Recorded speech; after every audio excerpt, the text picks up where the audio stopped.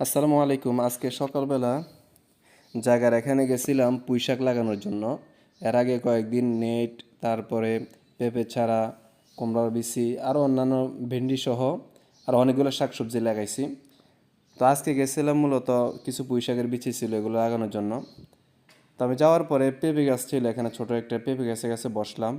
বসে মাটির গোড়ার যে মাটিগুলো আছে এগুলো একটু পরিষ্কার করে দিতেছি, একটু গুঁড়া করে দিতেছি। হঠাৎ করে কোথা থেকে একটা বেজি আসলো, দৌড়ে আমার দিয়ে আসতেছে আমাকে কামড় দেওয়ার জন্য। এখন আমি কি করব? নিরুপায় হইয়া কিছু করার নাই। পেঁপে গাছের সাথে একটা ছোট জিংলা ছিল, ওই জিংলাটা উঠাইয়া সাথে সাথে বাড়ি দিলাম, কিন্তু বাড়িটা পড়ে নাই, ওটার গায়ে না পড়া পড়ছে পেঁপে গাছের গায়ে। পেঁপে গাছ দুই ভাগ হয়ে গেছে, পেঁপে গাছ সরাসরি ব্যাগ হয়ে গেছে। তো এটাকে পরে মেরে ফেললাম আর কি, কিছু করার ছিল না। চাই না মারতে, তো এটা যেভাবে আমার দিয়ে আসতেছে মনে হয় যে আমাকে কামড় দিবে।